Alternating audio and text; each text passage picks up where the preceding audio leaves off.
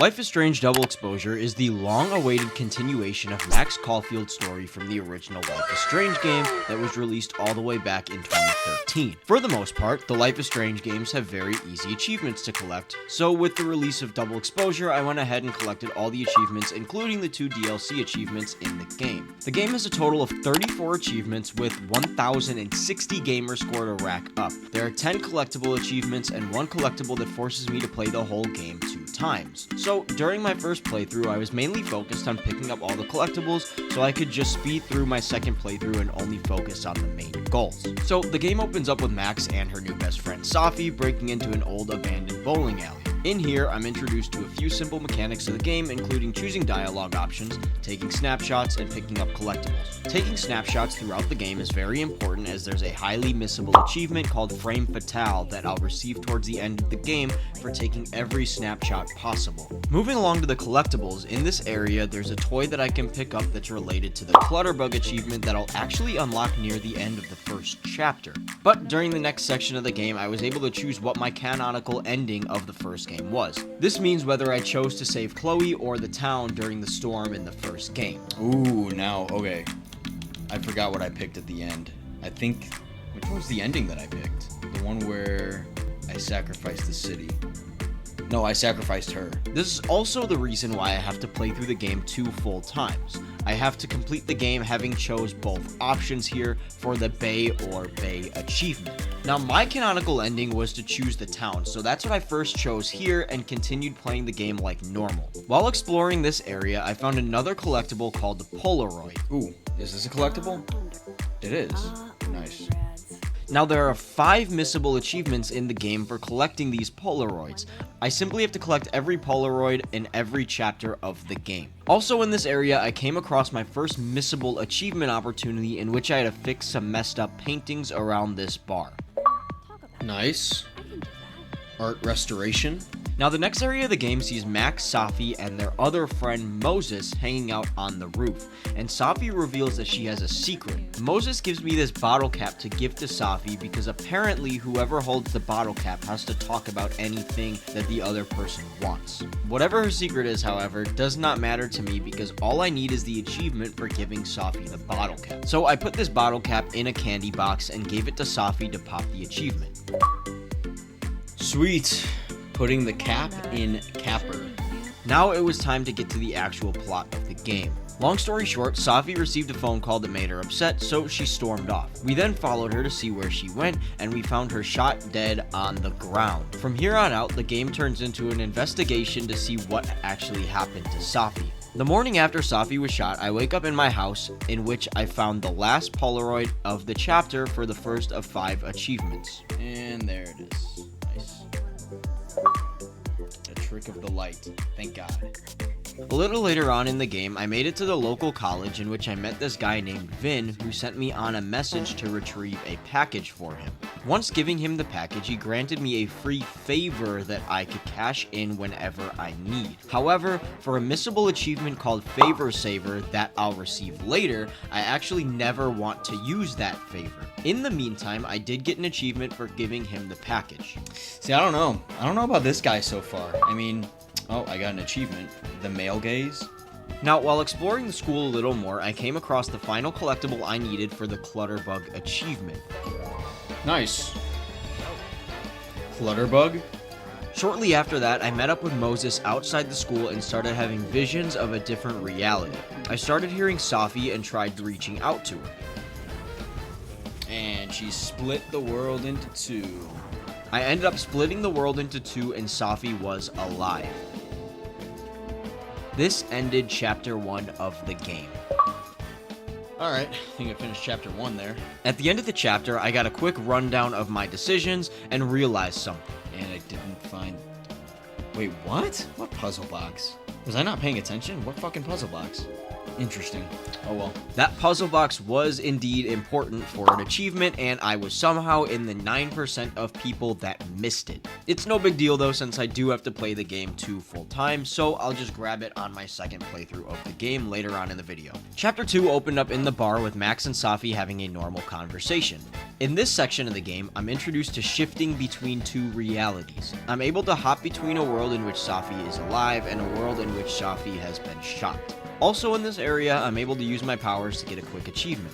I had to talk to these two random dudes in the living world and ask them for a bathroom key. They refused to give it to me, so I had to shift into the dead world, grab the key off the wall, shift back into the living world, and set it on the wall there. Wait, so that's kind of cool. She can take things from one world and put it into the other world. That's kind of interesting.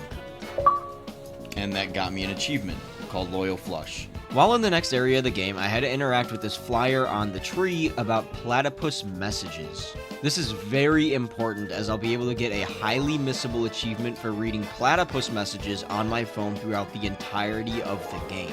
Next, I had the opportunity to grab a key item for an achievement that I would have gotten at the end of the chapter. However, I missed the opportunity to grab it. School, talk with Living Lucas, shift to Dead World talk before messing up the cutout. Motherfucker. God fucking damn it. Of course. Oh my gosh. Always missing something. But it was no big deal since I collected the remaining items and then went into chapter replay to quickly grab the one I missed for the achievement. Nice. I did not expect to get that. Clue me in, thank goodness. The same can be said for another achievement that I missed in this same area because I refused to listen to some dialogue for 3 whole minutes. Interact with it once and listen to it for about 3 minutes? Oh my god. So I returned to it later in chapter replay to actually listen to it for 3 minutes for the achievement. Oh shit. No way. That's actually insane.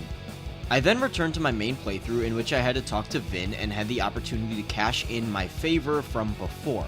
However, I had to refrain from using my favor to unlock that achievement. And there it is. Favor saver. In the next area here, I met a detective named Vince Alderman. He said that he's going to be helping us solve Safi's death. He suspects that Moses, our friend, killed Safi, so he pulls me into the office to ask if I'd be willing to help him. For an achievement that I'll receive at the end of the chapter, I had to agree to help him here. This guy seems genuine enough, so I'll have to agree. Before I got that achievement, however, I picked up 2 more really quick in my house. The first was for collecting all the Polaroids in this chapter. Ooh, horror movie night. Oh, nice, and that got me achievement. Further developments. And the other was for watering 2 different plants, with the first one being in the school and the second one being here in my house. Nice. Watering both plants. I got Thirst Trap. At the end of the chapter, I'm downstairs talking to Moses about Safi's death when he asks me if I'm actually gonna help the detective. I have to reply with no in order to pop the achievement I mentioned earlier for promising to help him. Nice. Be great, do crime. Chapter 2 ends with the revelation as to who actually killed Safi. What is this? Called it. Unless it's a plot twist like that Living World or Living World Max killed Dead World, something like that. But I doubt it. Not to brag, but I did totally call that plot twist earlier in the chapter. Either way though, I got the achievement for ending the chapter once the twist was revealed. While playing my way through chapter 3, I ended up in multiple of the teachers' offices in order to investigate more details surrounding Safi's death. I had to interact with 2 books in these offices in order to pop an easy achievement. Oh, nice. Page turner.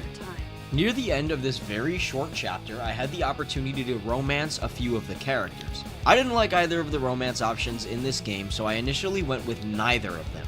Choosing neither romance option gave me an achievement. Oh, nice. Romantically disentangled. However, there were 3 other achievements based on romancing the characters, and I obviously couldn't get them all in one run. Thankfully though, chapter replay allowed me to speed through the chapter and unlock the other 3 very easily. Nice. After the romancing achievements, I returned home to find my place absolutely destroyed. However, I first went out of my way to pick up the last Polaroid of this chapter. Sweet. Selfie care. After hearing that there is an intruder in my house, I went downstairs to find a doppelganger version of Max. I chase the doppelganger to this frozen lake, and the episode ends with the revelation that Safi has superpowers as well and can shapeshift into anyone that she wants. Face to facade. Chapter 4 was another really short chapter, but while playing through it, I came across Moses building a gingerbread house. He unfortunately broke his chimney, so I had to go into the living world and bring a spare back for him so that he could complete his house. This got me the Home Sweet Home achievement. Moving right along, I collected the final Polaroid in the chapter for the achievement. Oh, sweet. Picture taking. Chapter 4 then ended with Safi losing control of her powers, shooting her mother, and causing a storm much like the events of the first Life is Strange game, which is why Max ultimately shot Safi in the dead world. Fade to white. Nice. The last 3 chapters of the game really seemed to fly by because this last chapter was really easy as well. The chapter opened up with Max in a false reality trying to fix Safi's problem. While making my way through these different realities, I found multiple different Polaroids and got 2 achievements for collecting every Polaroid in the game. Oh, nice. View finding. Oh. And archival footage. After getting those achievements out of the way, long story short, I made my way through the false realities, saved Safi, and she went mad with power and left. At the end of the game, I took the final few snapshots that I needed in the game and got the achievement for it. Nice. Frame Fatale. Surprised I got that one, to be honest. I also ended up reading all the platypus messages in the game as well. Oh, and another one I'm surprised I got. 5 gamer score, Platypus Genius. Wow. I then made it to the end of the chapter, and that closed out the game as well. This time, I'm not going anywhere.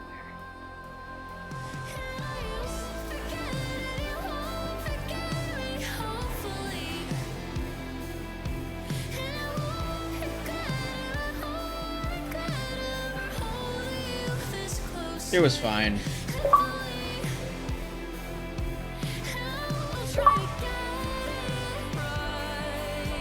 But to my surprise, there was a secret post-credit scene. Oh shit, a post-credit scene in a video game? That's crazy. Sequel? No way Diamond has powers too, bro. What the fuck, man? Who cares? I've seen nosebleeds like that before. So you can run, or you can follow me and get some answers. She's forming the Avengers. What the fuck? What? They literally had a Marvel movie type ending with the main antagonist forming a new team of superhumans and then teasing a return from the main character. Anyway, by the end of the game I was missing 4 achievements. I missed an achievement titled Thinking Outside the Box, so I loaded up a new playthrough and chose the opposite option in the first chapter. So for the Thinking Outside the Box achievement, in chapter 1 I picked up this puzzle box from the ground, solved it, and held onto it for later. Later on in chapter 2 the box was sitting on my counter, so I solved it and got the achievement. Oh, nice. There it is. Thinking outside the box. Also in the same area, I was introduced to the cat achievements. All I had to do was take snapshots of this cat throughout the entire game, and I'd get both cat-related achievements later on in Chapter 4 around the same time. Alright, heavy petting, thank God. Nice. Nothing lasts forever. I then just sat through the entire game again and completed it for a second time for the final achievement in the game.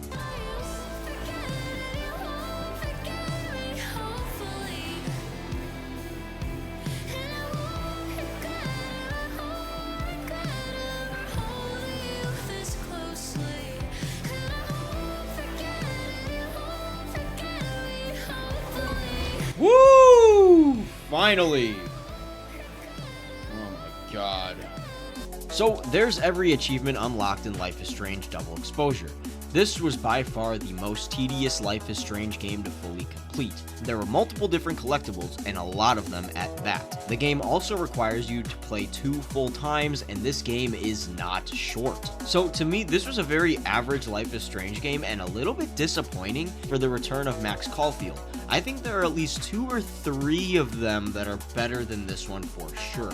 Oh, and I did live stream a little bit of this game on YouTube if you want to go back and check my my old live streams and and check a few of my real-time decisions, but other than that, that's going to actually do it for this achievement playthrough. If you did enjoy, please like this video up and subscribe to the channel if you want to see me gather achievements in other Xbox games like this one.